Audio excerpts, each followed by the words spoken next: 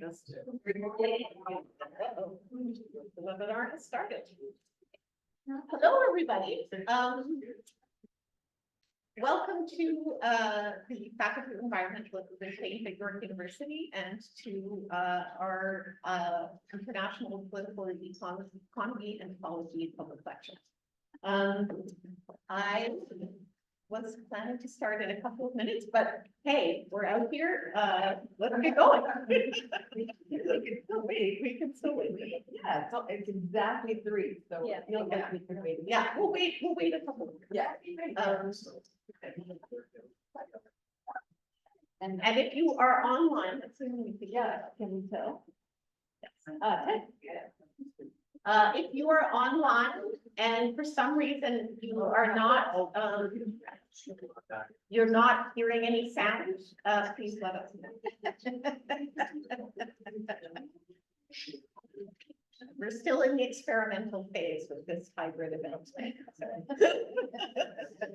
Feedback. Sound is good. Yeah.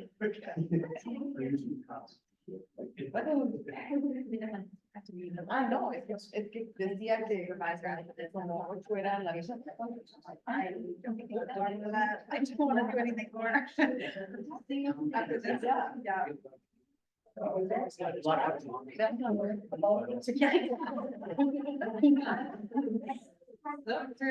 Yeah, it's for foster families that it's community and how to support queer youth. Yeah, so I care a lot about it, and I don't want to not do it justice, right? So. It's online, but it's like it's a parent organization that helps support parents who are offering youth and they sort of do continue education. This is something that we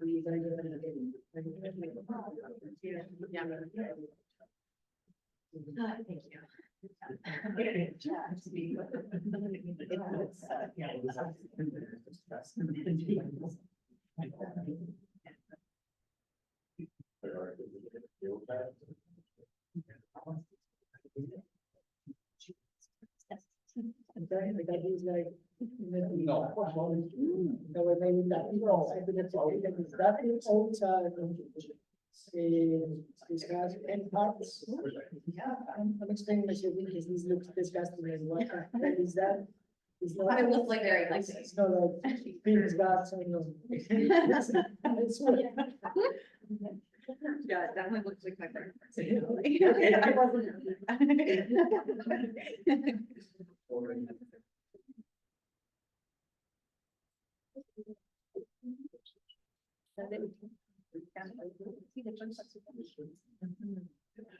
Okay, I think it might be time to get going. Welcome again to those of you in the room and those of you online to this talk.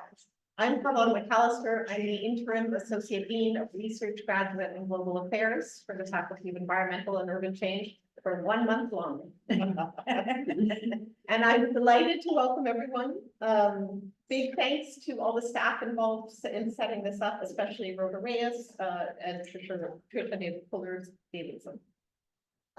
York University recognizes that many Indigenous nations have long-standing relationships with the territories upon which York University campuses are located that precede the establishment of the university.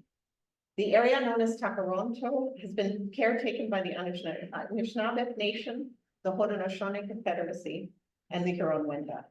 It is now home to many First Nation, Inuit, and Métis communities. We acknowledge the current treaty holders, the Mississaugas of the Credit First Nation. This territory is subject of the Dish with One Spoon Wampum Belt Covenant, an agreement to peaceably share and care for the Great Lakes region. We offer this land acknowledgement as an expression of gratitude and appreciation to those on whose territory we reside. It's a small way of honoring the Indigenous people who have for generations cared for this land and its waterways. Knowing that colonial legacies continue through various modes of systemic oppression that affect the everyday lives of far too many people, in Canada and other places around the globe, as we're now so viscerally witnessing in Gaza. We encourage our communities to take the time to learn about the history and to support the struggles and demands of Indigenous peoples, as well as other communities who experience oppression and share the territories we occupy. Again, we're here today for the International Political Economy and Ecology Public Lecture. This year's IPE instructor is Juanita Sundberg. Juanita is an associate professor in the Department of Geography at the University of British Columbia, whose work seeks to foster conversations among more than human geographies, critical Indigenous studies, and critical theories of race and ableism to address environmental crises in settler-colonial societies in the Americas. She's the author of an enormous number of articles on the politics, geopolitics, and feminist geographies of nature in Guatemala, on the US-Mexico border and beyond. And she is currently preparing a monograph that I think is provisionally entitled Cat Fights on the Rio and Diabolic Caminos in the Desert, the nature of geopolitics in the United States-Mexico border. Welcome, Juanita. Juanita has invited another speaker to join her in a conversation about multi-species flourishing across settler-colonial worlds in what is now called North America. Columba Gonzalez-Duarte is an assistant professor of anthropology at the New School of Social Research in New York.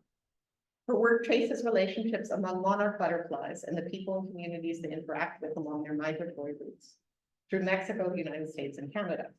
She analyzes the connections between NAFTA's agri-food industry, labor migration, and the decline of the monarch population, as well as conservation programs targeting this butterfly. She is preparing a book provisionally entitled Tide Mobilities, an ethnography of human butterfly migration in North America, which will be published with Duke University Press. I'm delighted to welcome Columba back to Toronto, where she did her PhD at the University of Toronto. And I'm so excited to hear and participate in this very important conversation.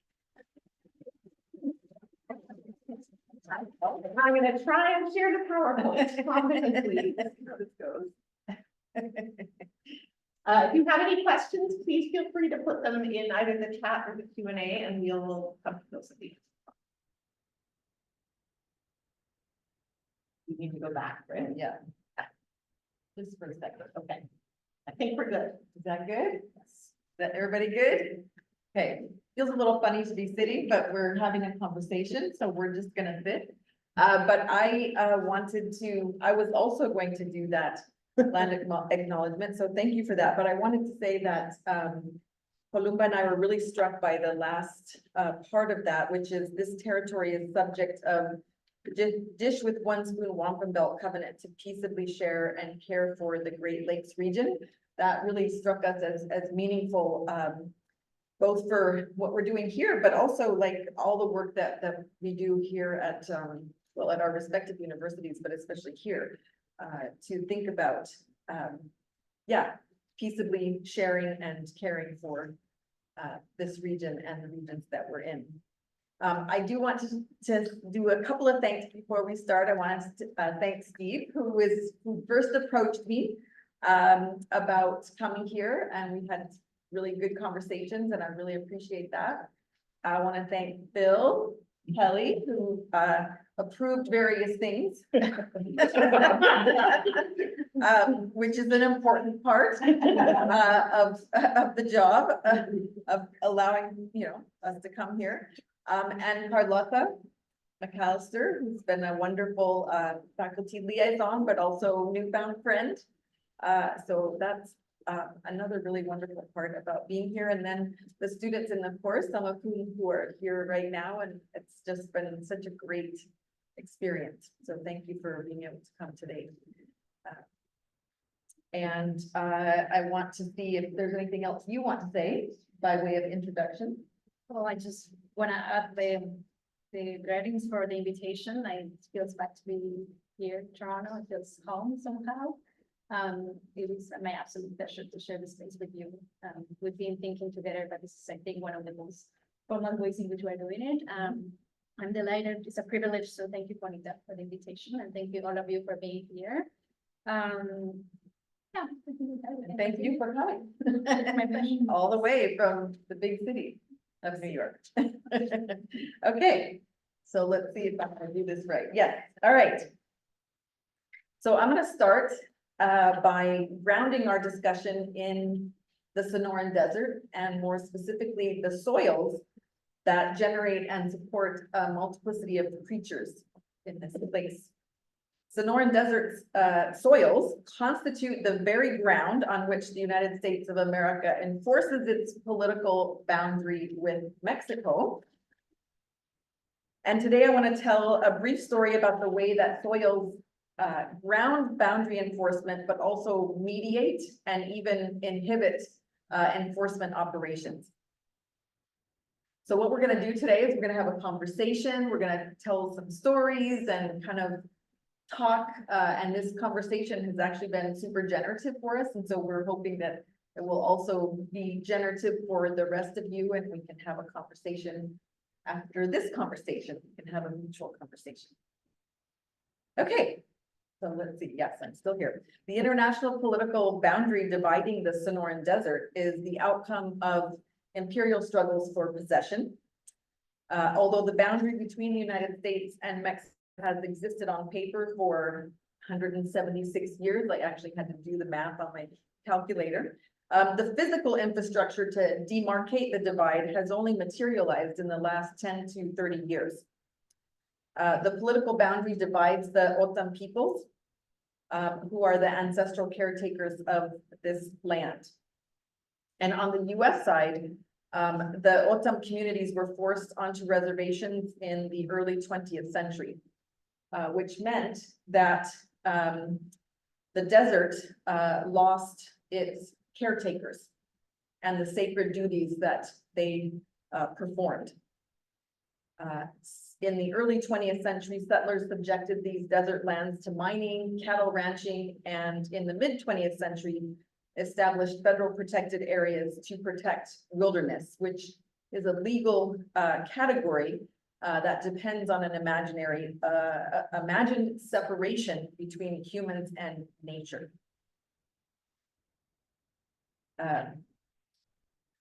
A government press release for Organ Pipe Cactus National Monument claimed in the mid 20th century, the area was, quote, little changed from 500 million years ago. It adds, it exists at the borderland between the habitable world and the uninhabitable, and is a desert country so waterless and formidable that it has rarely been visited by white men.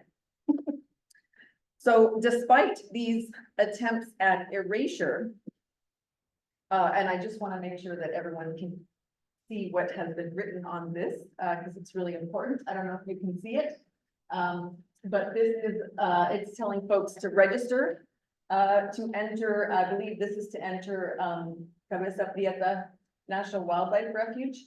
And it says, I have to look over here. It says $8 per vehicle or motorcycle, $4 per bicycle or hiker, US only. So someone has added this to this entry place. And then I just also want to point out, this is kind of the area that I'll be talking about. So Organ Pipe Cactus National Monument, Cabeza Prieta National Wildlife Refuge, and here's the reservation. And then on the Mexican side, there's also some protected areas. So despite these attempts at erasure, the soils actually hold the stories of O'odham people who reside and travel throughout these desert lands.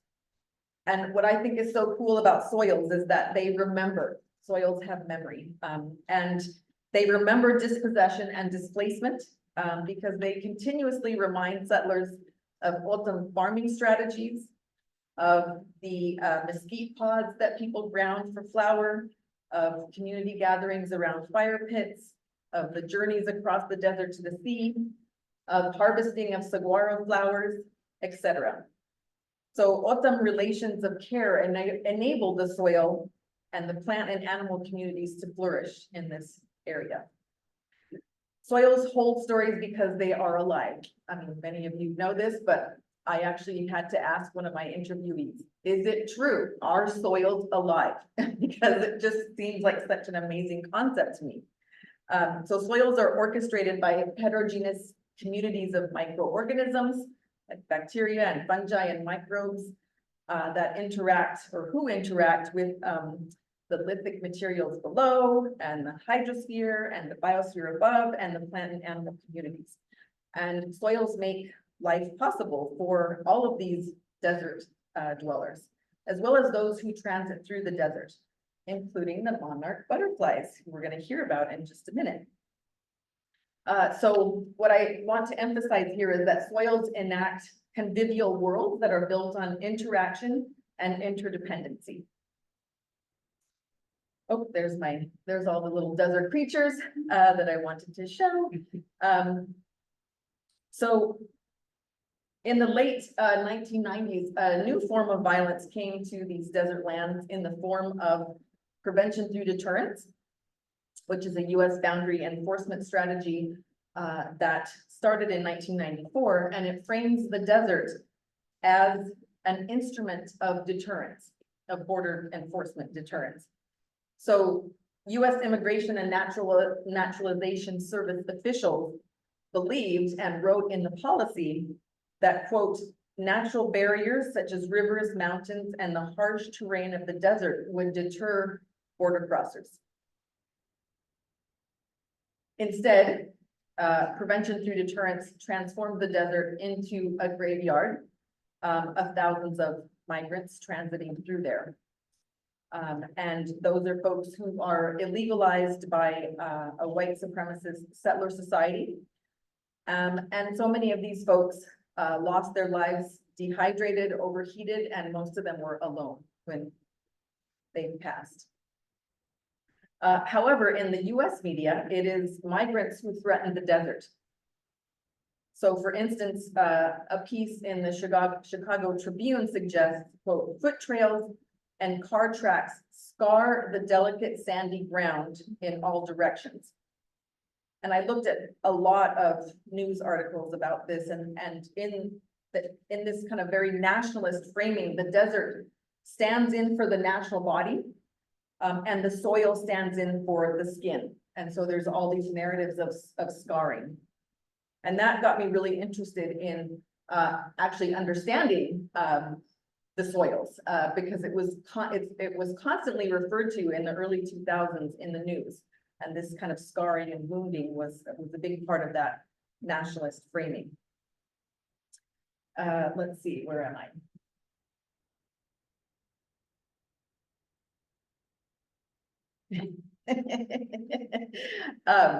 All right, so in the wake of these boundary enforcement operations, thank you. It's the staff at Cabeza, Prieta National Wildlife Refuge and Oregon Pipe Cactus National Monument. We see how the national keeps weaving through the story. This staff are now the primary caretakers of these desert lands, except in the reservation for the Juanita. And in the wake of prevention through deterrence, these folks articulated an enormous concern for what was happening to the desert, and especially for the soils.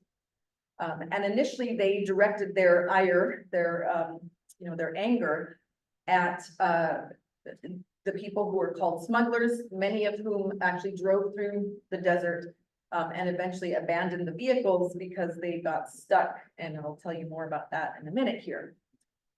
However, eventually over time, it was the increased presence of the Border Patrol that really shifted, or they shifted their concerns to the effects of the Border Patrol. So while the Border Patrol are not permitted to drive off-road in wilderness areas, because that's the legal framing of wilderness, no new roads. There are some exceptions for emergencies. So emergencies involving the life and safety of human beings, even if they are migrants, or threats to national security, i.e. migrants. And so what I'm trying to say here is that Border Patrol agents drive off-road all the time. You also have to understand that a lot of them are pretty young guys out there and, ATVs and things like that. And so if you happen to be driving in these areas, you can actually see that they're kind of like out there having a good time. in their mind, having a good time. But the issue is that driving off-road creates new tracks on the desert floor. And so when there's a new track, then other agents might see that as an authorized road and they might start driving on it. And the folks at these federal protected areas began to do studies to try to understand what was happening to the desert floor. I say floor, but we're talking about these living soils, right, that I mentioned. So when these heavy vehicles repeatedly drive over organism-rich soils, they tear at and they destroy the social fabric of desert soils. And compaction and dehydration transform these soils into what they call moon dust out here.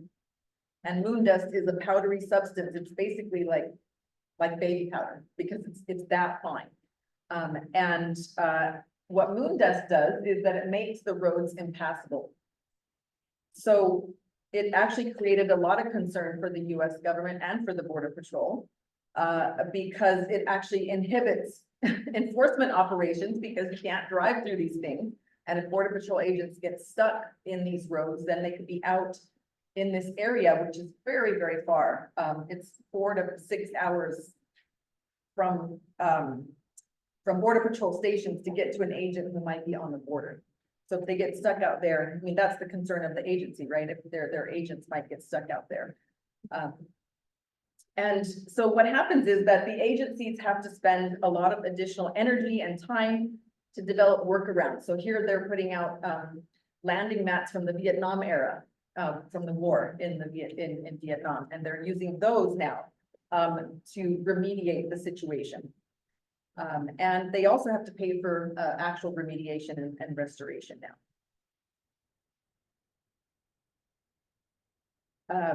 So one of the points that I wanted to make here, and this was told to me by one of my interviewees who is retired from the National Park Service and felt like she could talk to me honestly.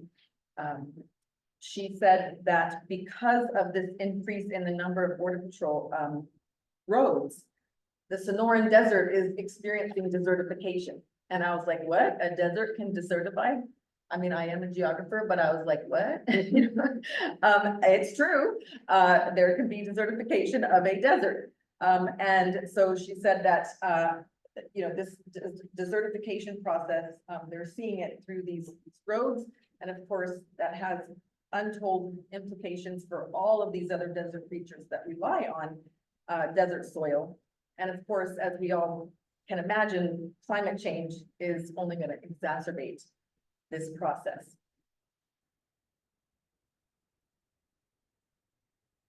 Thank you, Juanita, for all that explanation of the desert. It makes me think, like what you defining is everything but not convenient words, as you say. Yeah. We are passing from this soil that should be alive to dust that is not. Moon dust. Moon dust, which is not, and it's not only that the moon dust has lots of liveliness, but that also affects the migrant workers.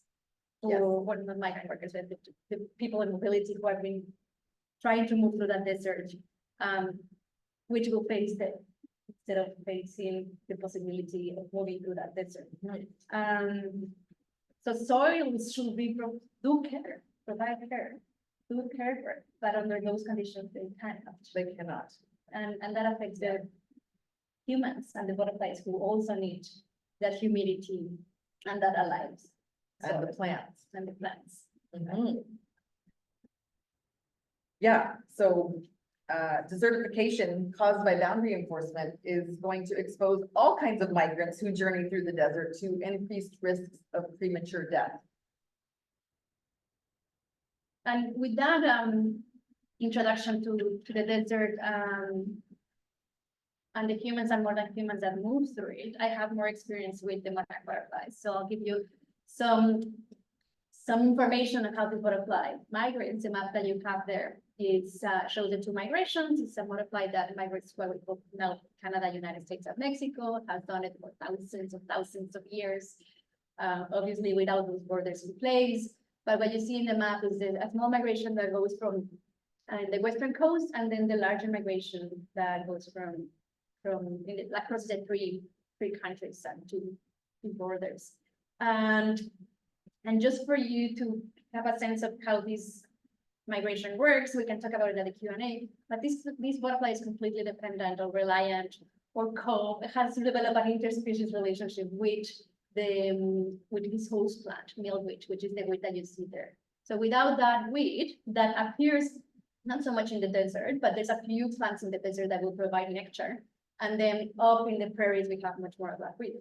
But without that weed, the plant cannot survive. And this weed dies in the winter, and because we cannot hold really cold weather, and then it comes back in the spring. So there's a line there in which I put milkweed country. This is my term, it's not that it's milkweed country really, but we only have milkweed from that area up north. So when they don't have a plant, they go to Mexico, or we call now Mexico, to semi-hibernate there, and they're waiting for the host plant to be back. So they basically are spending those 4 months waiting for the plant to be back. It is winter in Mexico, but it is not that cold, and they stay in these clusters, in which they have humidity and they have the conditions to survive in collectors. So that's how the migration works with different generations. And beyond the bio, that is quite spectacular because it's talking about that intertwining between the butterfly and the milkweed, which is a plant that migrates across thousands of years from the south to the north. So it's a tropical plant that actually likes the semi-tropical weather that we get here in the prairies in the summer. So that's the reason it's here, but then it goes dormant in the winter. Super complex mechanism. But we have these two mobilities that have been tied for thousands of years, immemorial. That's what we say. I like that term. But I want to highlight that in recent years, and it's really recent for these butterflies and the weed, we have those borders in place. So you see what is marking them, that habitat that should be interconnected habitat without borders, well, it is marked by those borders.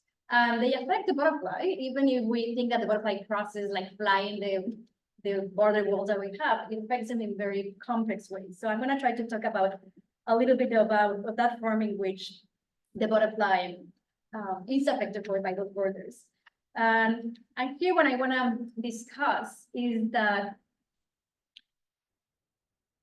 those borders, the national borders, rest in settler-colonial mechanisms of dispossession.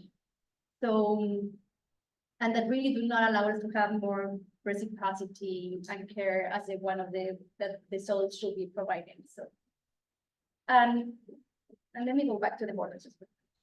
Pay attention to the concept of the border because what I see here is that we shouldn't see those processes of Canada, United States, and Mexico as isolated processes. Actually, there's a settler colonial continuity now enforced and embedded in the nation state and the border that on one hand diminishes the sovereignty of indigenous nations because they are not considered nations in these new nations.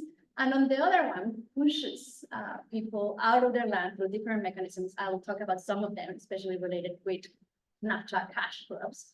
And then they are criminalized for crossing those borders. So it is a complicit mechanism that has been for hundreds of years in place. And the other important thing to say here is that in Mexico, when we talk about settler coloniality in Mexico, settler colonial state in Mexico, this is masked by the idea that we are a mestizo nation that we blended between, the white Europeans and the indigenous peoples. And really, we cannot see how indigenous people have been continually dispossessed, never blended, and they have always been sort of that edge of the nation in which, for some things, they belong to the nation when it's convenient, but for others, they are not. And they also will not belong to the other two nations when they are engaging in these mobility patterns.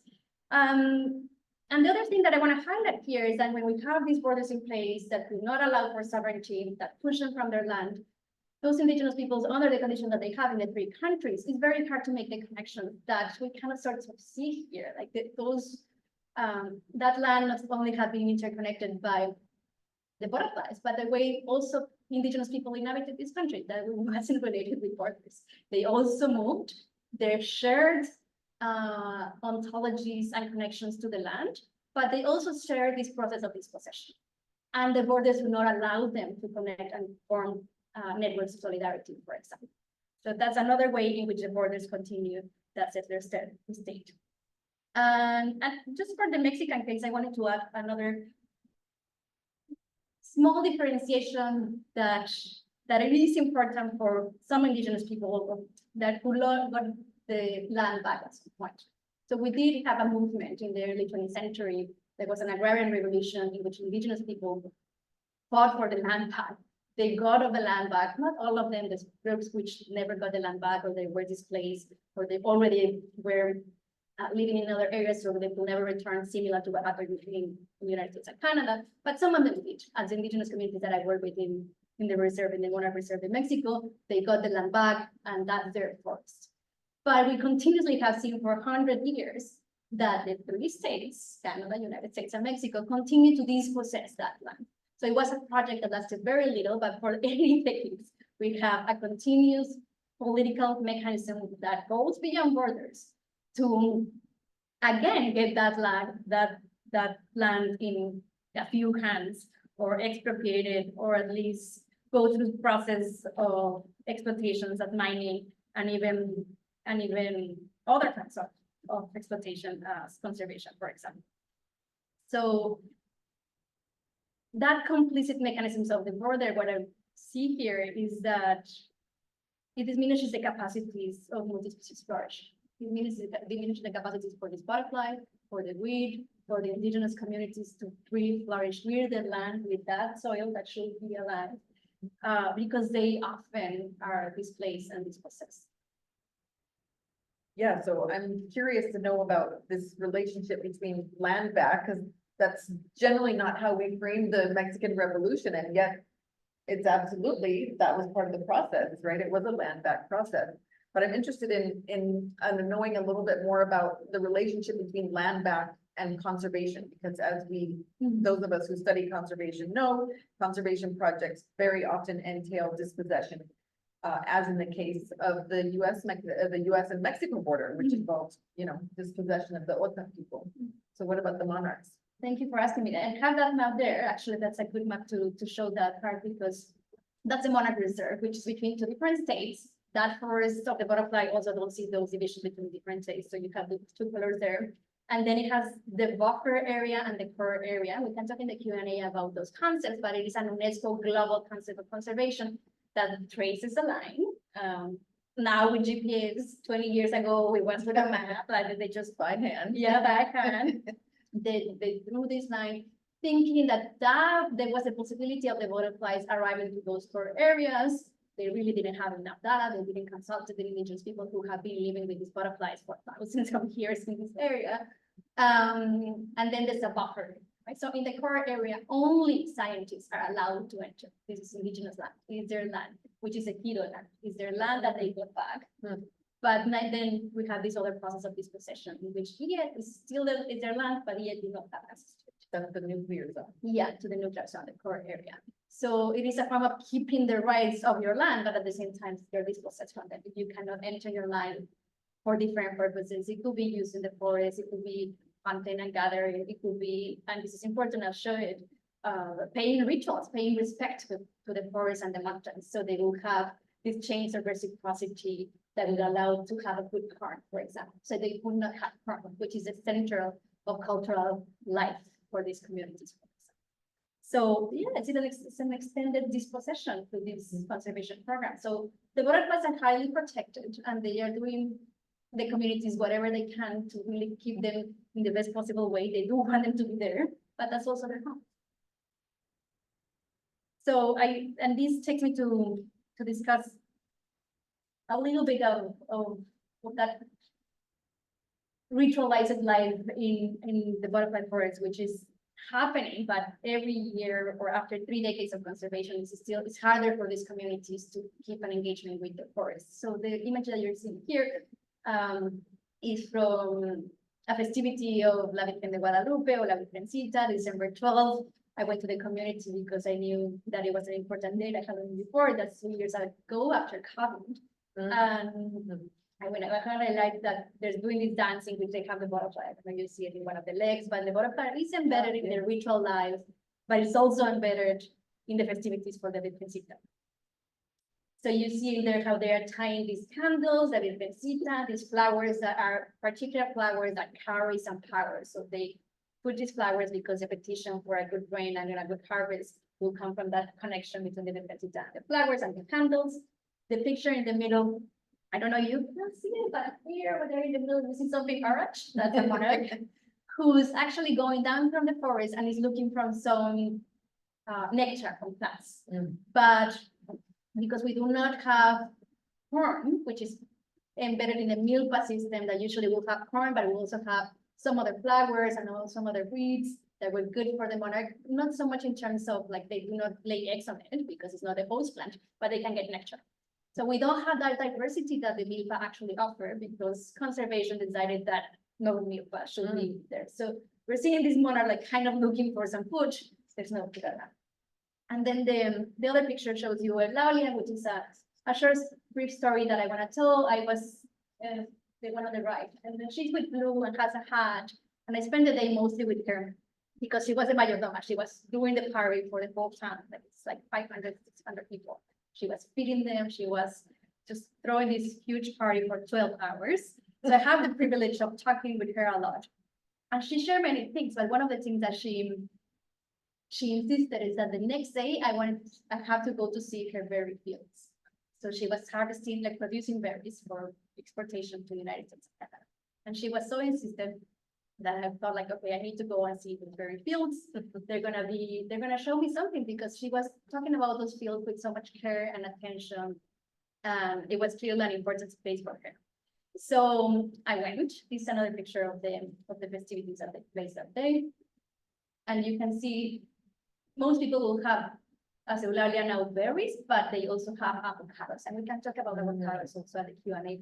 But what is behind that, the image of the Virgencita is actually avocados. So it's kind of paying respect to the avocado.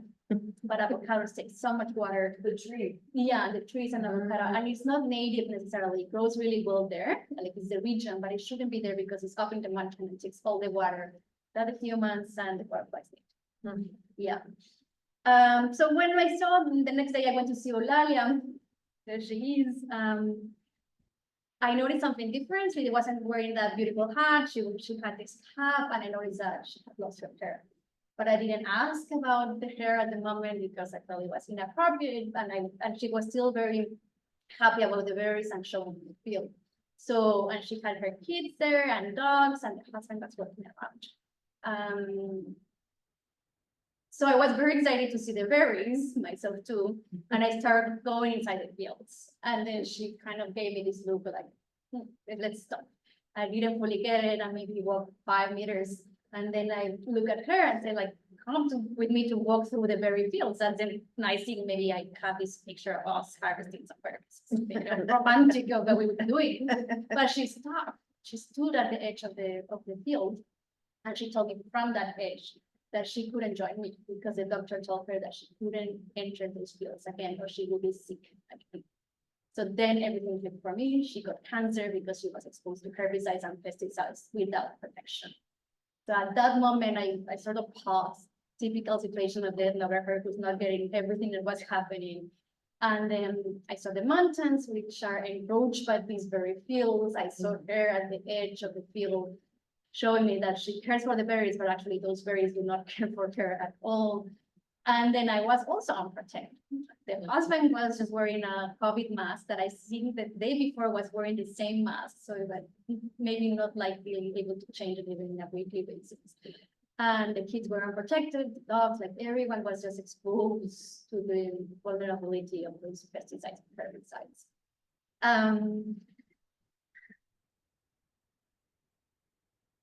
So the hard part for me, and I think we can keep talking about this, is that I wanted to make sense of the care that she still was showing for those berries, right? Of harvesting that food, of how she felt like this is the food that you and others are eating over there, and I'm doing it with my own body, with my own hands, with my whole family here every day. And I'm thinking about that form of care that has, before was probably caring for corn, and now we have this cash crop embedded in the NAFTA agreements to export the type of fruits that are highly consumed here. That's healthy care berries.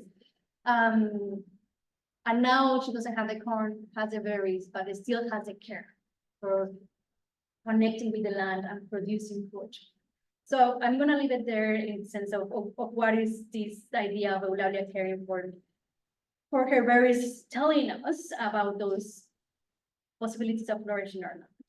And then the other story that I want to tell is related with Canada, actually. So I have worked in Point Pelee National Park, which is a park also hosts the butterflies when they are departing. And that's the tiniest national park in Canada. You can literally, that tip that you see there, that's it, the national park. That's it, there's no more. And the butterflies like it because they use the tips and the wings, and then they cross the lake easier with the wings, and they start the migration from there. So it's an emblematic site. I arrived there to learn about monarchs, but I learned, as always, many more stories. Indigenous people were also displaced. Indigenous people who actually crossed what is now Canada and US border through that tip as well. So they were canoeing and then seeing family members when it was colder in Canada, and then going down south in the winter and then coming back in the summer. So they call this their summer house. Really, they were also dispossessed and displaced to a national park, which no coincidence is also a national park. And but what happens after is, because they are displaced of all the area, not only this tip, is that after you see that green there, we only have monocrop. So what we have is GM, corn, and soy. There's no other crop there. There's maybe some berries are making an entrance there, through, and some greenhouses. But it's after also, at the edge of that green tip, what we can't really see. you can really see, yeah. But it is a Or very monocrop. sad sight. And for me was, I mean, the moment that I actually realized that, because I arrived one night and then I stayed in the park like for 3 weeks, living inside the park. I had that privilege that they gave me because I was doing research. They gave me a research house inside the park, and I only had a bike. So, and I was doing interviews with everyone who was coming to the park, but at some point I needed to go out, find food, and I only had this bike. And it was biking when I was able to realize like what's going on after these gates. And literally Pelee has gates. And after the gates, it's just monocrop after monocrop, again, sprayed with herbicides and pesticides, which is fields that are worked by Mexican migrant workers, right? So this is the other story that I want to tell you, because this is from Nova Scotia, but the model connects, the model of temporary workers program connects with what happens in Ontario. This is Nova Scotia, where I also lived a little bit after I lived in Ontario. And this is a story of Karen. She's a woman in her 40s from Jamaica who migrated to Nova Scotia, Canada, through the seasonal agricultural working program to harvest berries in Nova Scotia. So she was only harvesting berries. And I met her through volunteer work with No One Is Illegal when she needed a place to stay after emergency surgery. So I found that place for her, and I was just with her a few days to help her through that transition. She fell ill with cancer at work. Her condition deteriorated so fast that she was unable to work. And in other situations, which when workers get ill, and these I learned from No One Is Illegal, they can just send them back right away because they are sick, and then they do not pay for any insurance or things like the healthcare is not provided often here. But when it's such a big emergency, her life was at stake. He ended up in the hospital. She ended up in the hospital, going through surgery and now therapy. And when I was with her, she was in excruciating pain. She could barely talk and move. And she didn't have money for the drugs because the farm was not paying. They already fired her. And then the province said, okay, we provided the emergency care, but not the drugs, because basically you're not a resident. And her story is one of success because she was there and she fought to claim that actually she was a resident at the moment she was working, that she should have the after treatment after the surgery and the drugs. And it was a big fight, and she did it with the mutual aid as No One Is Illegal. And finally now she has healthcare by the government of Nova Scotia.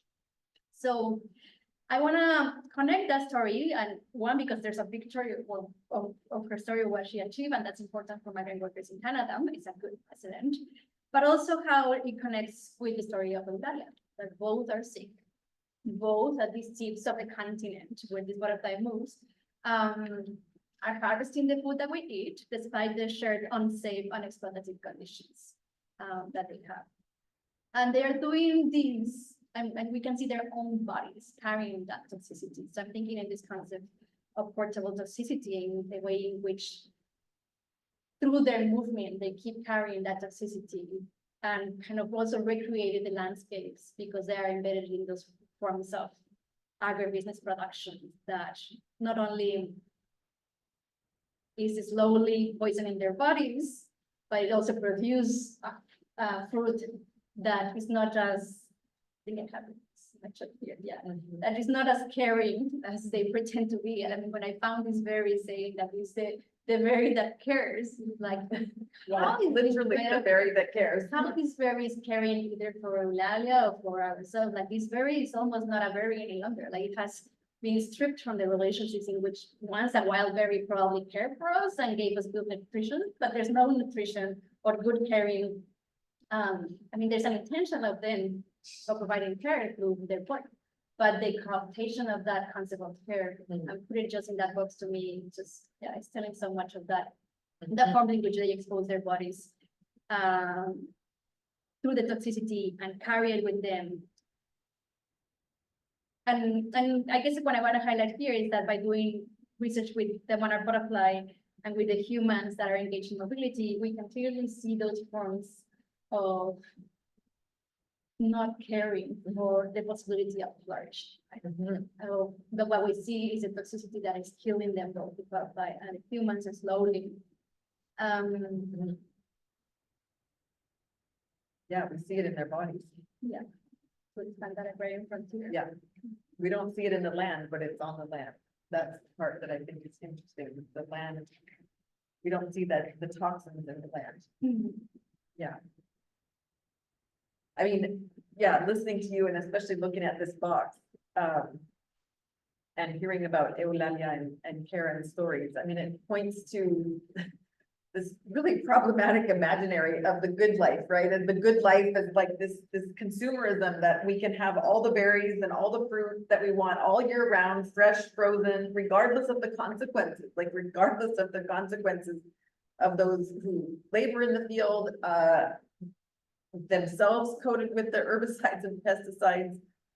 And as we've been talking in the class, you know, this particular vision of the good life depends on racialized imaginaries of human exceptionalism, right? So this sort of independent human, superior to, separate from nature, but also from those who have to work the land, right? Those who are somehow deemed natural as you know, naturally in place, working on the land. And yeah, Canada's foreign, I always forget what it's called, the seasonal agricultural workers program.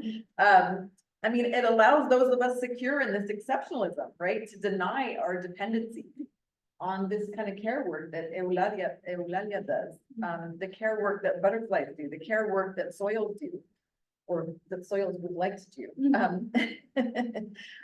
And yeah, I just think about like how this process denies so many kinds of others the opportunity to flourish, while we get the berries that care. Yeah, I mean, I think that, no, the concept of the good life is so interesting because, yeah, it is assumed as that good life, which is not paying attention to the responsibilities and the interdependencies. But we could think of another alternative concept of good life. Like what would be good life for Eulalia would be sovereignty, would be the right to stay in her land and have access to it and be able to harvest probably corn or a crop that will nourish her, that she doesn't have to ship to the north in the concept of NAFTA, for example. So good life would be the right to flourish with your human and more like with others. Yeah, today we were talking about the right to stay. Wasn't that today? Our class is so condensed that we forget. We're like, was that a week? Oh, no, it's only been a week. But I think, yeah, I think we were talking about that just today, like the right to stay home, and be able to be a part of these landscapes and the maze, right? Of course, she's not allowed to plant maze, what you're saying. So, yeah, no more milpa there. Yeah, and I mean, just one thing to add here, we have some protests on the conditions of the greenhouses, but that no more milpa there it comes from the NAFTA policy of stop subsidizing milpa and fern, But it also comes from the conservation program, which deems corn as an anthropogenic crop that was not good for the purpose. So we see that overlaps of forms of dispossession and not acknowledging the local farms that have nurtured this population for thousands of years. Yeah, I mean, maize is at least 10,000 years old. Yeah. Well, I'm gonna take us to another site, of agribusiness. The Rio Grande Valley, which is on the border between Texas and Tamaulipas. The state of Tamaulipas in Mexico. And, of course, this was part of Mexico before, the Treaty of Guadalupe Hidalgo in 1848. But Anglo colonization in the early 20th century displaced those earlier settlers, which were many of whom were subjects of the Spanish crown. There were also a lot of indigenous settlers. Sorry, they weren't indigenous settlers, but they were pushed out of their homelands and into this part of Texas. And with Anglo settlement in the early 20th century, there was this enormous displacement. And within a very short period of time, we're talking about a couple decades, Anglo settlers transformed the valley and cleared land near the river because it was very rich. The soils were so rich, right? Because of the centuries of flooding, the Rio Grande flooding, normally. And so this area was cleared of its vegetation and it became the site of enormous orchards of oranges, grapefruits, but then also lots of different kinds of vegetables. And of course, who worked those lands? They were Mexican agricultural folks who would do a seasonal migration. It wasn't to settle in that area, although many ended up settling in the area. And these transformations in what's called, it's not a valley, but they like the word better valley than delta. So it's the Rio Grande Delta, but it's called the Rio Grande Valley because it was like a promotional thing in the early 20th century to call it something pretty. Yeah, what I wanted to say is that these transformations that were brought about by Anglo settlement had an enormous impact on what's called Tamaulipan thorn scrub, which is an assemblage of plants and animals that allow something that I'm obsessed with to flourish, and that is the ocelot, a small feline. Now the ocelots, this is their northernmost range in the United States. They were a little bit further north as well, and then into Arizona, but now, because of the expansion of agribusiness in the valley, ocelots have been cut off from the river. They've been cut off from the river. They can't cross the other side. They can't find their friends and mates on the other side. And today, and again, we're talking about a very short time period, right? Within this very short time period, there's now less than 100 ocelots in Texas. And they've been enclosed in these smaller and smaller spaces. And they've been enclosed because of these expanding farms and orchards, but also those farms and orchards are surrounded by roads. And the most important, the highest cause of death, I can't think of the right word for ocelots, is car crash, is getting hit by a car. So there's only two populations left. I guess here you can see Laguna Cascosa, and then there's a significant population that was found a few years ago on a private ranch. The ranch is so large because it was a Spanish land grant. It was so large that the guy left all this Tamaulipan thorn scrub, didn't clear it. So this has allowed this small ocelot population to flourish there. So when Columba and I were talking, I was like, I want to talk about ocelots because I'm obsessed with ocelots, but I don't really know how they fit into our conversation. What do ocelots do for others? This was my question, because we've been talking about soils, soils allow others to flourish. Eulalia, takes care of the berries. What do ocelots do? I don't actually know. And they're so cute. It's actually very important. If you didn't know this, there's cute studies. It's a thing. Yeah, cuteness studies. So yeah, I couldn't really figure out like what do ocelots do for this landscape, right?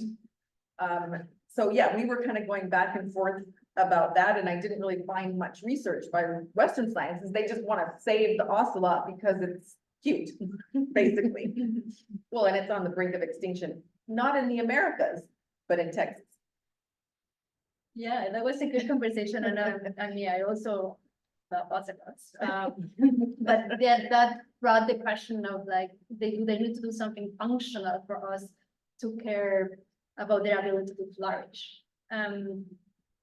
And then it got us questioning about the chains of reciprocity, because this question of like, do they need to do something for us is actually seeing that reciprocity in direct terms between the human and the ocelot. But we were thinking that there's reciprocity to go in these unexpected ways. So maybe the ocelot is doing something for us to flourish that we cannot recognize because we have this tendency to see the utility of that other. But what if we go with other frameworks that are not only Western science, or why we go with other frameworks about their right to flourish, that they have the right to flourish independently, but also acknowledging that there's likely an interdependence that we're just not able to see.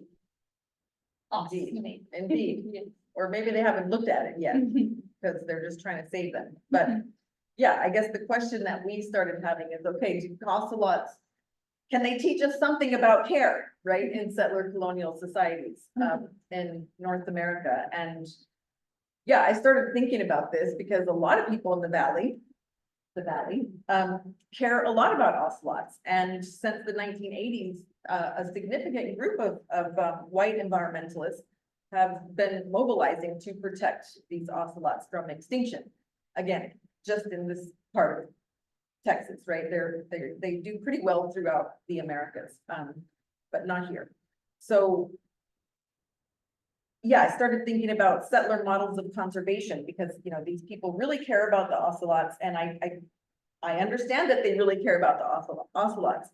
But then I was thinking about the kinds of care that settler models of conservation offer, right, which separate nature from culture. So unlike the Biosphere Reserve model of conservation, which has these buffer zones and then the nuclear zone, as you were saying, wildlife refuges don't have to have a buffer zone. So you can have a wildlife refuge right up against an urban development or farmland, which is how it is in Texas, in this part of Texas. And again, this means that these refuges are bordered by roads, agricultural fields, and now border walls. Some of them have an ocelot opening, which is the most silly thing you'd have ever seen. It's like, okay, they can't even get to the border because they're going to be run over first. And then maybe they'll be able to get out of this little tiny thing. But yeah, the point being that venturing out of these ever shrinking spaces exposes ocelots to premature death, which of course reduces their capacity for autonomy. And I mean, right now in the valley, like ocelots are completely dependent on human efforts to support their genetic diversity, to enlarge the space, their space for living. And so I was thinking about this, okay, people care about the ocelots, and then Columba was like, but is this really care? How do we think about care? Yeah, what did you think? I mean, yeah, you have a good point. Yeah, well, I'm just giving you some more pictures. I mean, I was pondering this, and so I went, because in class we were going to read a work by a disability scholar, Sonora Taylor, Beasts of Burden, and she talks about, as a disability scholar and a disabled person, she talks about the difference between care and being cared for. And she talks about how problematic it is for people like her who need certain forms of care to be cared for. as she says, this is a quote, being cared for can be stifling, if not infantilizing and oppressive, as of course can be for the role of the caretaker. So historically, Taylor writes, care for disabled people has included institutionalization, coercion, and a denial of agency. That for me was helpful to think about, okay, here we're thinking about care and care for. Yeah, I mean, I think we can see that there's denial of agency when these cats have to, like, they cannot move in the way they would like to move to flourish. But I think the other point that is interesting here is that the model of the ocelots and the Monarch Butterfly model is showing is that it's likely a model of protection. It's not a model of care. So that's not, that form of care is more like protecting Caring the, for. yeah, Mhm. which reduces the agency. And be coercive, that was the point that you Exactly, made. yeah, the coercive part and the institutionalized part that Taylor highlights, I think is central here because it's co-opted by institutions, it becomes coercive. If it's stripped from that relationship of care, which and by feminist scholars is understood as that capacity of paying attention to your needs, attention to it. Like that road is not paying attention to the needs of that. Like the border is not paying attention to the needs of people who need to move across. So when we see care as that capacity to act in relation to a need, and it is not institutionalized, caring for doesn't necessarily need to be coercive. It gets its coercive dimension when it is institutionalized or taken by the corporations, which is like caring better. Like, there's no care in that relationship, but I still think there's something that we can keep exploring in terms of that care related with conservation and the ability of creating worlds in which others can flourish, different from protection, which is the model that we have so far. Yeah, so this conversation kind of led me to think about what ocelots can teach us about the forms of care that they might prefer. And again, like what can we learn about care and thinking about the situation that ocelots face? Because as I've said, they are completely dependent right now on humans in order to survive. Basically, their populations are so small that they just, folks are, yeah, very upset about what might happen to them. And so thinking about this dependency sent me back to Taylor's work again, because we're going to read it for class. And she makes a point about reframing dependency. She says in the US and Canada, we have a lot of negative connotations attached to being dependent. And of course, again, she's writing this from the perspective of being a disabled person. She writes about how these colonial and settler colonial societies glorify independence, self-sufficiency, freedom, right? And especially this value placed on individual freedom. And she says that this kind of glorification of individual freedom allows for disabled people's lives to be viewed as tragic, which is kind of the way that, you know, I'm thinking about the ocelot. This is, this is such a tragedy. This is such a terrible thing. Disabled people are viewed as tragic, she says, because they need help, some of them, to accomplish, very basic services in their lives. And yet, Taylor says, all of us are dependent, right? We all rely on others for the most basic of services. I mean, clean water, waste removal. I was in Puebla in Mexico. Mexico's gonna run out of water very soon. I was in Puebla, there's no water, right? What are you gonna do? We all rely on others for these things, for access to food. So privileging independence and denying dependence, right? From the perspective of a disability scholar, this is what they're teaching us, obscures the material reality of our actual lived experience. So Taylor writes, all of us exist along a spectrum of dependency. The challenge is to understand dependency not simply as negative and certainly not as unnatural, but rather as an integral part of our world and our relationships. So what I was trying to do here and well, what we're trying to think about here is, can these kinds of ideas offer us ways of conceptualizing multi-species flourishing in places like this? Are there ways to think about mutual dependence, mutual vulnerability, and our mutual drive for life? And then we were thinking about this idea of mutual vulnerability, and we kind of also then had a little bit of conversation about what do we mean by mutual vulnerability? Because of course, vulnerability is very uneven in these concepts, in these contexts that we're talking about. Yeah, and I think we went in two directions of thinking that we're gonna keep that sort of negative protective dependency model as long as we do not acknowledge the real dependencies that we have with one another that are more equal of what we thought. And that we keep and the models that keep kind of making a shield for us to see it, acknowledge, and engage with responsibility and implication. So as long as we keep having these displaced ocelots and butterflies that are only protected in this core area, but do not have weight that they need in the continent, and that we have the moon dust and the borders, and we do not make the connections across the stories that we have here, we're gonna keep with that model of negative views of dependency and protection. And a flourishing dependency will be one that is not necessarily acknowledging that I need to depend from you, the one that I can understand and see a face and connect with, but that I need to depend from all those complex relationships across space, and that's the reality of our continent now, even more important with the mobilities that we have now. Acknowledge the responsibility and the implication.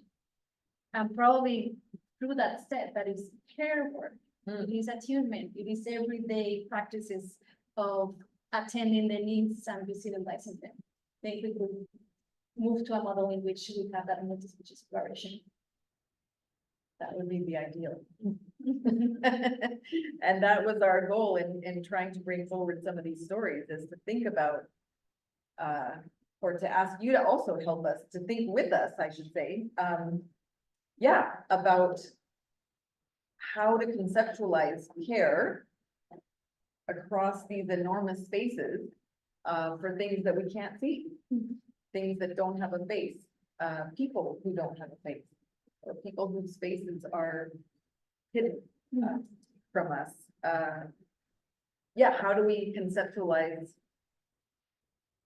flourishing in these kinds of contexts where we're implicated in this violence? And yet we want to care, about these ocelots. And Eulalia. And Eulalia. And Perian and the butterflies. And the butterflies. So and the soil. You need lots of care about the soil. So yeah, we would love to hear your thoughts on multi-species flourishing. I need some water beyond borders. And we'll just, we'll end with a really nice little sunset image of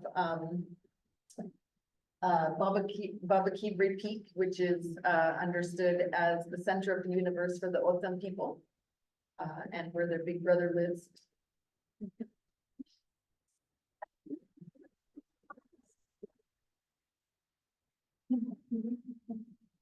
Thoughts? We would Thank love you so to much, hear. guys, for the fantastic talk. I'm turning it, I think we have a question in the chat. Oh, So good. if we do, we'll take that first to sort of kick us off on this hopefully very productive discussion. Let's see, we do not yet have Okay. no open questions. Does anyone here in the room have a question they'd like to ask? A comment, A comment, Juan Manuel. if that's okay. It's so became violent, is horrible. But I went to this plantation of berries in Guatemala. Oh, goodness, yes.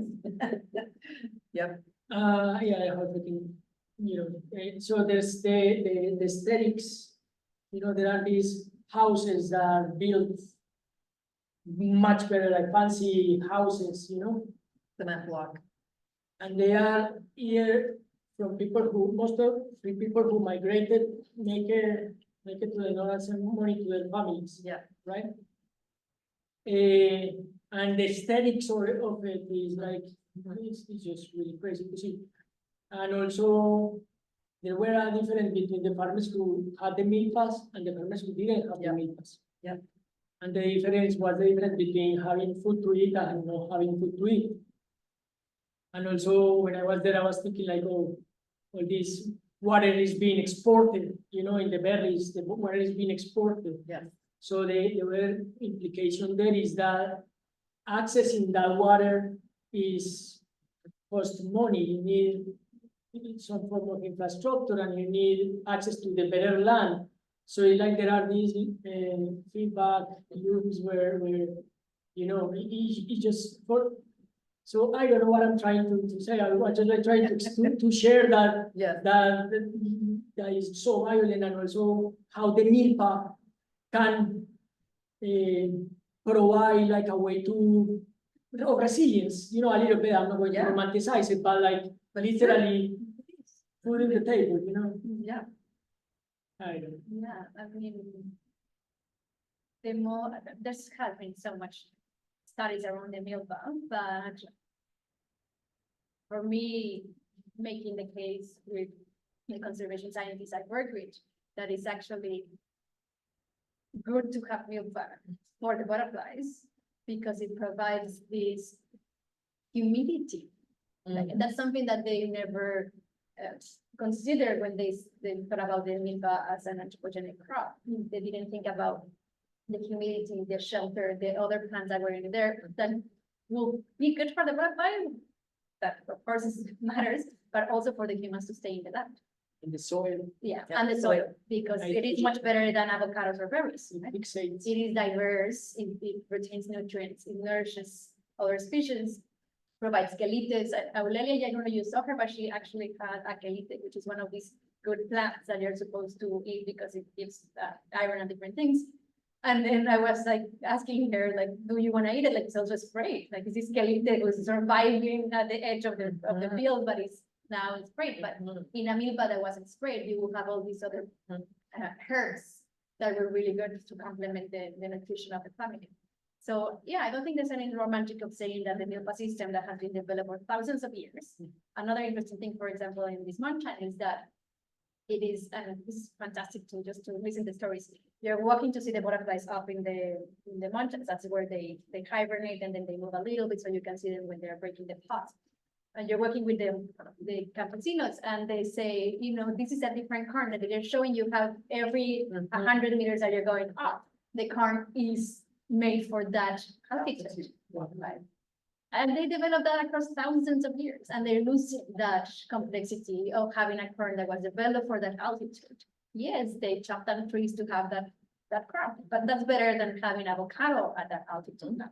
Because what we have, when we have that convergence in between NAFTA and the conservation model, it creates this sort of no one land that has, someone is going to take that space. And we have this very complex mix of organized crime taking out that space. So they are inside the reserve because now people do not have access to that core nuclear area with different kind of activities that we're gonna name.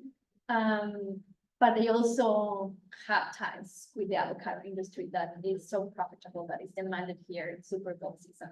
These kind of things. In Canada less, but it is still it's growing the popularity of this fruit here. Without acknowledging the relationships that is affecting humans and the butterfly. So yeah, I don't think there's anything romantic on going observing the milpa as this system that allows flourishing, and also the observation that we talk about North America, but Guatemala, Peru, like we have consistency in this kind of pattern of monocrop extension and exploitation.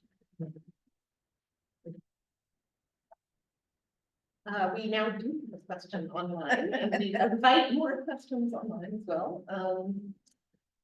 Daniel Reyes says, I had a comment. The notion of dependency seems to flip the dualism between the autonomous and the dependent. How can we think beyond this dualism altogether when considering our species of things? I mean, this is what Taylor is talking about when, talking about mutual dependence and mutual vulnerability, is trying to, yeah, remove that dualism, because it's not about autonomy and dependency, it's about mutual dependency and mutual vulnerability. I mean, that's all I can say in terms of where she's coming from. I don't know if you have any thoughts about that. Yeah, I mean, the autonomous subject, not only as an individual flourishes, it has its own needs, sort of legal project that has defined the Western world and the continent lately to neoliberalism. It is attached to those forms of the other, which is the human other and the animal, right? So I think there is a connection of that autonomous ethos of flourishing individually that also sets that line and that boundary of what counts as Yeah, absolutely, that's what we've been looking at. and that's the reason that more disability scholars are pointing out to the post-humanities and more than human studies to acknowledge that everything that falls beyond that line, speaking about tracing borders, that's another one, is not considered fully human. And that connection between the autonomy of the animal is also important here, right? Because the animal seeing, I mean, and there's an interesting line here too, in which when the animal is too autonomous, as an insect, for example, is also not well received. When we have the raccoon, who's very, like, has a lot of agency and is some sort of autonomous but dependent, that's not like what's. So there's more to exploring the idea of autonomous and why we set the line when something is autonomous to the point that we do not like it. And then there's this other very interesting view of Taylor, which would be this go and see the dependencies, acknowledge them, and we all have them, but we tend to see one more than the other because one human counts as more human and more independent and autonomous than others. But I think also animal autonomy doesn't mean animals are by themselves, right? I mean, it doesn't mean they're sort of this individual liberal subject. It means that they have the capacity to make decisions about their lives, which is completely different from sort of the autonomous subject. It means that they can, they're able to move through the landscape, right? They're able to make decisions about where they want to go, but we never imagine that animals are sort of, by themselves, right? Because I mean, they need others. I mean, the ocelot in South Texas needs tomaleaf and thorn scrub. It doesn't live without tomaleaf and thorn scrub. Yeah, I was referring to the idea of that animals that in a way challenges through their agency our concepts of an animal that we want near. Or that we don't like, and that goes to the ocelot and charismatic. I think that some animals we allow them to belong to the human spaces, even the cities, and some that show more agency, not necessarily autonomy, but it is seen as that. It's too autonomous, then I wouldn't like it because they cannot be constrained. Like raccoons. Raccoons. I want to leap in quickly and then I see you too, but I want to introduce the wild here. That's another, because I do think, and I like this distinction between care and care for, because I sometimes get a little, it's un poco empalagoso sometimes, the discussion of care, I find. And like too sweet or something, there's something too cloying about it. And I like the idea of the wild as a kind of counter, but I like this distinction between care and care for. But I also do think there's a space for ethical non-caring as well. That is about sort of autonomy and self-determination and all of those other kinds of things. And so I want it, and I think that the wild, kind of. But I think that that's a very important element too of care, is knowing when to not. It's like when you can back away with all of your caring. Like, we don't all want to be cared for, but I think that that's such a helpful caring for. Between those two mentioned. Anyways, I'll take first Steve and then else. It's just building on your turn to disability studies. there's also a literature on disability studies which blurs the cared for and cared distinction. Mm. You're talking about service animals. Right, yeah, Right? So Mhm. for Caldwell, for example, human rights from the perspective of what a guide dog. And I think that's yeah. an interesting thing That's to add good. there to your analysis Mhm. is what happens when there's relation with an animal that actually has a role in providing care Yes, with limits on autonomy. yes, But exactly. also has to have some autonomy to do caring. Mhm. And I think that relationship Mhm. that's been written about, it would provide another. way Yeah. for your analysis. No, thank you. Because, yeah, this literally is a conversation that we're having. And we're not done with care or thinking about care. Thank you. Allison? Could elaborate a little bit on the different iterations of what it is to flourish across the different species that we're considering. So what does flourishing look like Mhm. for the soil, for the butterflies? Like, could we? Yeah, We theorize flourishing a little bit. I think we have to theorize flourishing, but from the perspective, right, from these different perspectives. And then I guess the issue is when the flourishing of one impacts onto the other, right? And that's where, yeah, the work of somebody like Mario Blasser comes in on political ontology, right? So what happens when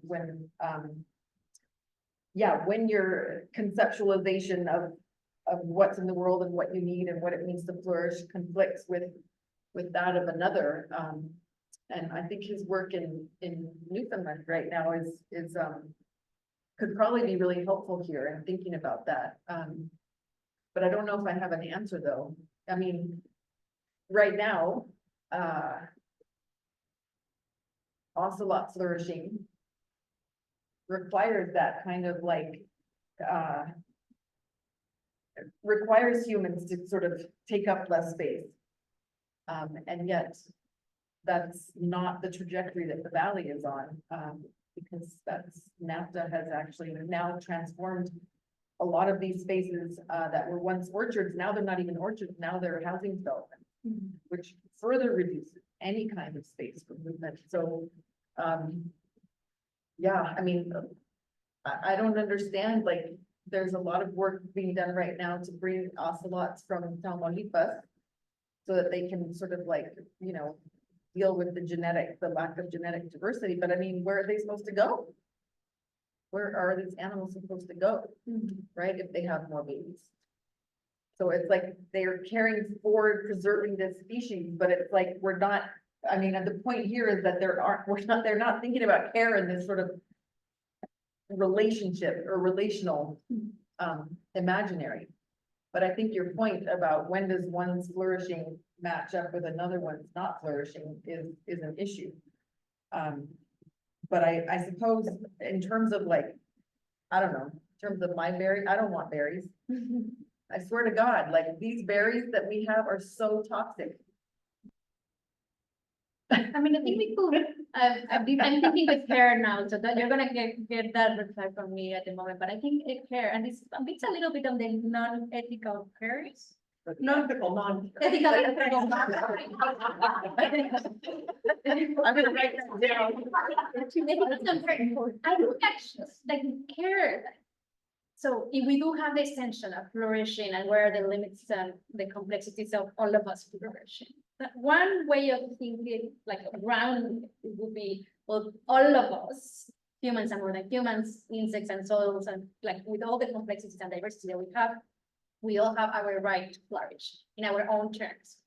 What that means will likely, from what we have been discussing, mean some form of interdependence of dependencies. The own term will never be individual. Like we can start with that. So you have your right to do that. That some conditions that enables you to do that. And of course, when we have the face-to-face with the raccoon and the other human and the development and the cat, I think care makes something there in the sense if we address care as that capacity to be tuned to the need. So instead of reducing the idea of care that is mellow and, you know, sensitive in a way, you can be acknowledging the needs of others without being, you know, mellow, and that could be also ethical not caring, but it's actually an act of care. Right? Yes. Because you have observed the need. You have observed the need for the space that you don't need that intervention, right? So care doesn't mean intervening. It means pausing our forms of engaging with the world enough to be tuned to the needs of others. And that's care. And from that side, I think we start solving that doesn't need care because it needs their own form of living and flourishing without others or without human others or certain humans or interventions, but also solves the idea of how we deal with the complexity of flourishing for all. Well, we need to do that care work or be tuned to the needs of those others. And yours, of course, and you're expecting that someone will be tuned to the needs that you have. And the other, maybe I'm introducing another player here, but I'll be thinking on what's the role of the state there. Like, can a state really care? Is it tuned enough to care for us? Or we need to think about other forms of governance and institutions that will go beyond the state, which institutionalizes that case, that care, and then we end up with this kind of diluted care that is so problematic and that doesn't allow us to flourish. Well, there's Esmond and Lynn and also two online. So I'm gonna take one online and then Esmond. Oh, Here. Oh. We need to go that one for the comments. So I'm going to summarize. The USMCA's environmental chapter integrates various environmental provisions for the agreement and makes them enforceable. And it's established an agency that oversees the implementation of these commitments. Has any research been done on how these new provisions in the new NAFTA could be used to support ocelots in terms of cross-border? I don't have an answer for that. I mean, right now, ocelots can't reach the border, so safely. I mean, so they, I don't know if something can be done there. I certainly hope so, but can't answer the question. And I don't know what's gonna happen if, yeah, bring ocelots from Tamaulipas, and then you got more ocelots and but nowhere to go. And again, it's up to NAFTA to do it, Yeah. because that, the NAFTA borders are complicit in the models in which the ocelot cannot live, right? So Yeah. when we have NAFTA, I mean, NAFTA is also the one that protects the monarchs, but it's protecting the monarchs. So we need more new NAFTAs protecting monarchs, or we need models that actually allow NIMPA to flourish. Yes, we need models that allow NIMPA to flourish. So I'm not sure what the new NAFTA can do for this shared environment. I don't see the path there. That's one that is successful.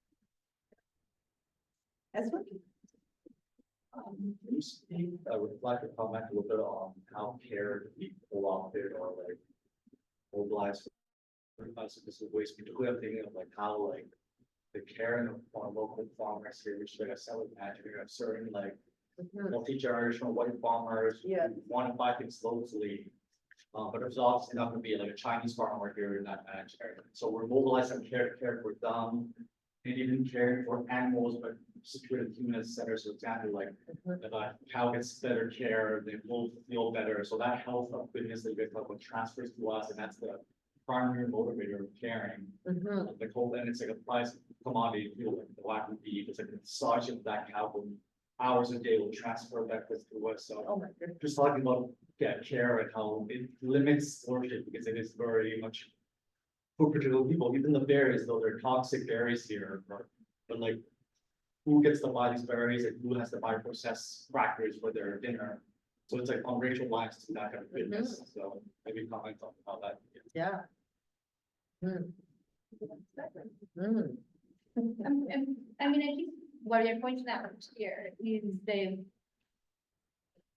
and this also has been developed by feminist scholars, like the association of care with provided by those who are often marginalized, women's bodies. And then we have people as Eulalia, who is supposed to be producing food as a caring act, but there's no care, really like real care. But I can see that association of those who practice care, who have been forced to practice care. But again, I think we can push that concept of care, that's not care. And then your question takes me to the question of why Eulalia keeps seeing care activity as I'm embedded in care in this growing of the berries. Like if I see the whole model and the complex relations embedded, there's no care in that food production. But still she sees it. So, or maybe it is some form by the engagement with the soil, or the idea of what that means, but it has been bridged from that concept of practice of care. Because traditionally, women as care have been viewed plus the ones who have to carry that work. Yeah, I feel like these are only answers that we can work on collectively. I mean, I don't mean that as a, like, I don't have to answer your question, but like, yeah, as you know, in class, one of our assignments is to practice paying attention, right? As like this tiny step of like, I mean, some of us practice attention and some people like birders, you know, they're very attuned, but some birders are just attuned to birds and not everything around them. They're just like birds, but, but I'm not talking about those kind of birders. I just mean like people who look at birds and their relationships. And so we have been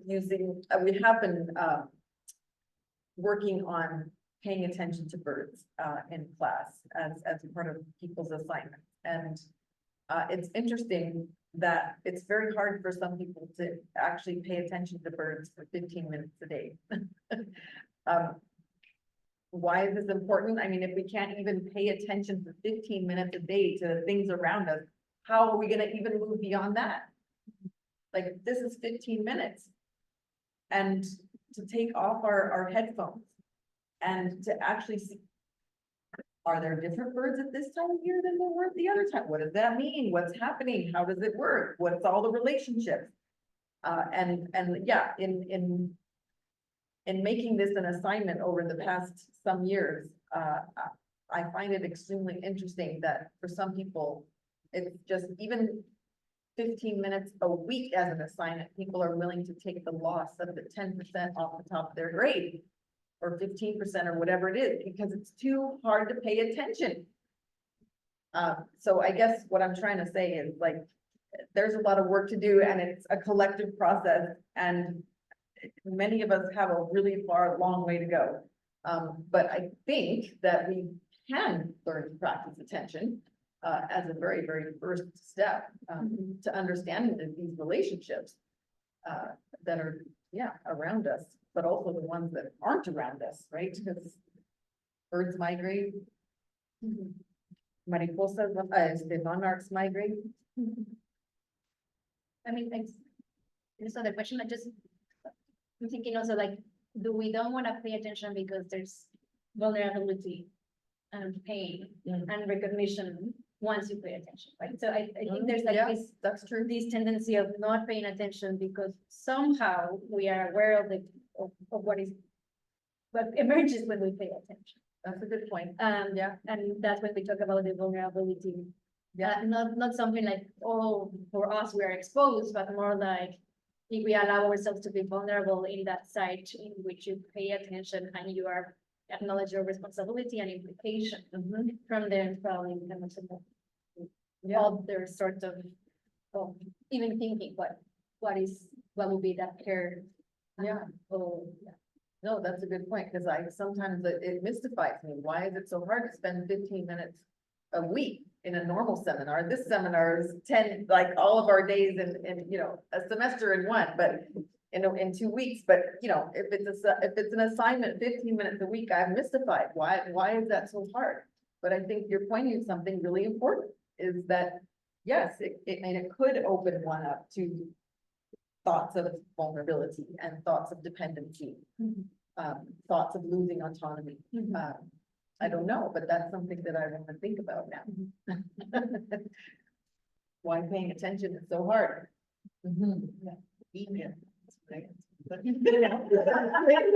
That's why paying attention is so hard. Thank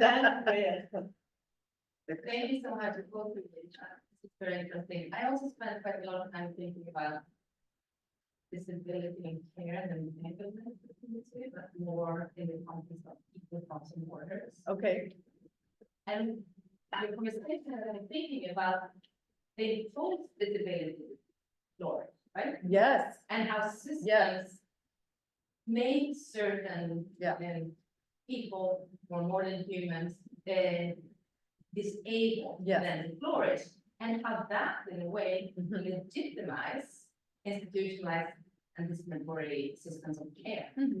yes, It's like, it's super interesting what you're saying, and then how you're speaking about care and being cared for. mhm, And it got me thinking, I read for maybe 5 years ago, an article that, I don't know if it was in the Guardian or something like that, and the title was Bees, Not Refugees. B, Bees, not refugees, which very much speaks to what you're saying, and they were focusing on indeed conservation areas along the Mexico-US border for bees. And how that was then keeping refugees out, and how refugee people crossing Right. borders were destroying these conservation areas. But who were hired to care for the bees? People who were not allowed to cross borders and were not accessing the care that they would supposedly need, or Yes. certain level of safety. yes, yes. And how those two then are very related, right? Like Yes. Thanks, very interesting. Yeah, I wanted to take my own learning into Sonora Taylor's new work about, these sort of disabled landscapes, right? And that's kind of what her work is right now. But I just didn't have the chance yet, but I'm glad that you reminded me of that because it's so important. And yeah, the kind of, as you say, imposed disability on people. Yeah, I mean, yeah, very interesting that they impose disability that then puts them into the care system, which is the one that is coercive. mhm, But then the other, the bees, no refugees, it's another big trap here, so of hierarchy. oh, God. Prioritizing some lives over others. So in this case, Mhm. it's like the other way around, which sounds more like challenging, like, are you gonna put a bee's life instead of a human life? That form of thinking, one way or the other, is problematic. It is a trap because, again, selects who gets the right to flourish. Maybe for some will be a bee, and for others will be a human. We need to depart from a model in which all of them, without hierarchies, have their right to flourish beyond the inserts of vertebrates of humans or certain kinds of humans. But we often, in terms of who deserves to leave a space or occupy a space, we end up in that discussion of different forms of value in life. And that's one of the hardest questions that I think we're exploring here. What happens if we get rid of the concept of valuing life differently and we acknowledge that all of them, all forms of life have their own right to flourish? What that thinking will take us, it's another question.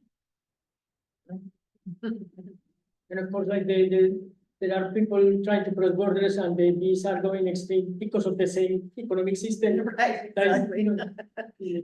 So the interdependency of dependency can Yeah. Mhm. another chapter. Any last thoughts? I saw someone, Dan Reyes, yes, I see your hand. You want to put your comment in the chat? You can hear me?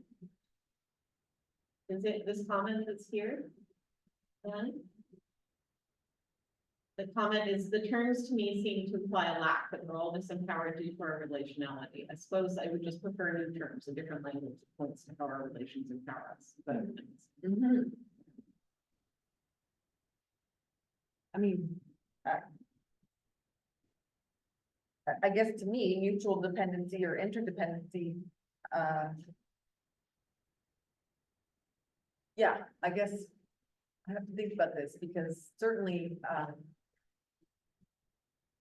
growing up, I thought certain forms of femininity kind of imposed a dependency on women, and that was very terrifying to me. I was like, I don't want to be dependent, like, no way. But of course, again, that's putting us into a dichotomy of dependency and autonomy, and yes, so maybe we just need different language. I don't know, but these are the words we have. Yeah, and I've been thinking when we were discussing this also, the like interdependency has also been kind of co-opted by the language of globalization and neoliberalization. That's true, yeah. So it's also like, oh, it's almost something that I don't want to use because it has been so overused for other purposes, like we're interdependent, so then even the economy here is gonna affect it, like, you know, so it has this kind of connotations that have been pushed by the globalist discourse. So, yeah, maybe we need to come up with another concept that is not, or the other idea here, instead of saying like we just need new words, we need to kind of go back to what is behind that concept, right? And kind of take it back, right? Because often things are adopted as care. Let's not stop using or thinking about care. Let's just kind of take it back to something that is meaningful. Yeah. Yeah. Yeah. So we could do a take back of interdependence. And see where it takes. Gonna wrestle with, Yeah. wrestle with the World Trade Organization. Any last thoughts or questions for our most excellent speakers? I just want to say thank you for thinking with us, because I think these things are really hard, because we talk about what we wish for, right? And we want language for what we wish for, and we know that we have to sort of we have to, enact the world that we want, but it's also so big and hard, and yeah, it's challenging, and yet we have to do it. We gotta do something, and we can't just do any old thing. So, yeah, we gotta be careful about what we're doing. Thoughtful, yeah, I didn't really need to go in there, I didn't need that. I didn't need that. Well, thank you guys so much, and I realize, Columba, I have a gift for you, but I left it in my office, so I'll take you there afterwards, but thank you so much.